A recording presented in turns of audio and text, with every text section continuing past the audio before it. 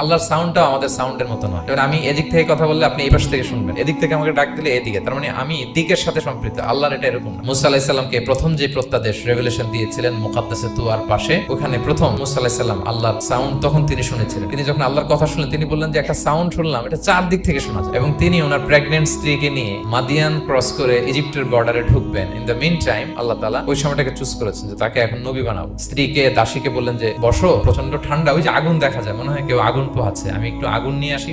আগুনের কাছে যেয়ে দেখে সামনে যত যায় আগুন তত পেছায়। এবং আগুনটা সাধারণ আগুন না, একটা গাছ থেকে আগুন বেরোচ্ছে, কিন্তু ওই গাছের পাতা জ্বলে না, ডাল জ্বলে না, কিছুই হয় না। আসলে এটা আগুন না, এটা আল্লাহর নূর। আল্লাহর নূর সেখানে ফোকাস দেয়া হয়েছে। তো আল্লাহ তখন মুসা আলাইহিস সালামকে প্রত্যাদেশ করলেন যে ইন্নানি আনাল্লাহ লা ইলাহা ইল্লা আনা ফা'বুদনি, আমি আল্লাহ, ফা'বুদনি, আমার ইবাদত করো, ওয়া আকিমিস সালাতা লিযিকরি। আমরা ভুল করে অনেক সময় এরকম অবান্তর প্রশ্নগুলো করি। তো কোশ্চিন কালেও আপনি সৃষ্টির সাথে স্রষ্টাকে মিলাবেন না।